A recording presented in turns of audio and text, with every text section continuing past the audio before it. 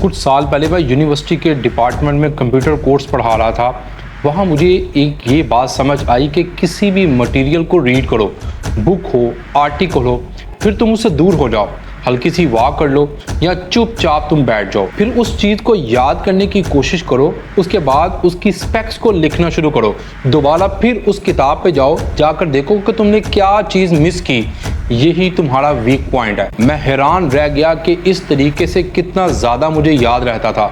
सिर्फ हाईलाइट करने और अंडरलाइन करने से ये कहीं ज़्यादा बेहतर था। जब मैं बिना देखे रिकॉल करने की कोशिश की तो नॉलेज लिटरली वो मेरा सॉलिड बन गया। और मैंने सोचा, हाँ यार, दिमाग तो इसी तरीके से बना है सीखने के लिए। लेकिन अजीब बात यह है कि हमें स्कूल या कॉलेज में ये स्टडी का तरीका बिल्कुल नहीं सिखाया जाता। मैं इसलिए स्माइल कर रहा हूँ क्योंकि जब मैं 22 साल का था तो मैंने एक किताब पढ़ी थी, how to become straight A student.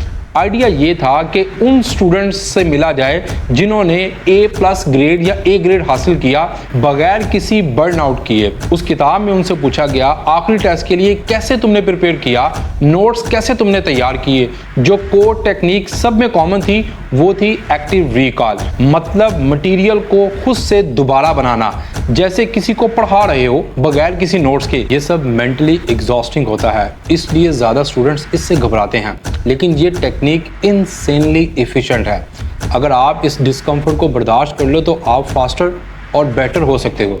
Exams में पूरे लाइंस याद आने लगती हैं, ऐसे जैसे फोटोग्राफिक मेमोरी हो। कॉलेज में मैं एक एवरेज स्टूडेंट हुआ करता था। फिर मुझे जून में पीला यरकान की शिकायत हुई और सोचा अब सीरियस होना पड़ेगा स्टडी और राइटिंग के लिए।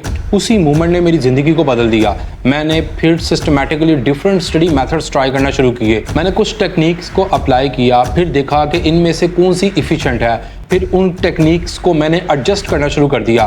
फिर दोबारा से मैंने कोशिश की और आपको बताऊं, सबसे बेस्ट और बेहतरीन टेक्निक जो मेरे काम आई वो थी एक्टिव रिकॉल।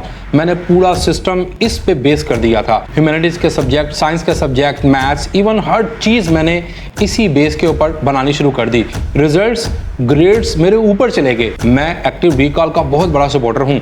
ये मुश्किल है लेकिन सबसे पावरफुल लर्निंग टूल है और ये फास्ट भी है। फाइनल्स के टाइम में मैं अपनी स्टडी को मुकम्मल करके बैठ जाता था, लेकिन बाकी लोगों के साथ ब्लेंड इन करने के लिए मैं एक्ट करता था कि जैसे मैं अभी भी कुछ ना कुछ पढ़ रहा हूँ। फ्लैश कार्ड्स मैंने बनाए, सिर्फ टफ चीज़ों को मैं रिव्यू करता था, फिर रिपीट करता था। एंड में वो टफ कार्ड्स भी मेरे लिए ईजी हो जाया करते थे। क्यों? क्योंकि मैं खुद से लिखने की कोशिश करता और उन चीज़ों को दोबारा से मैं रिवाइज कर लेता। जब भी कोई भी चीज़ आप याद करना चाहते हैं उसके की पॉइंट्स को लिखें, उसको अच्छे से रीड करें और उसको खुद से लिखना स्टार्ट करें। जहां से आप रुक रहे हैं फिर दोबारा से आप रिकॉल करना उसको शुरू कर दें।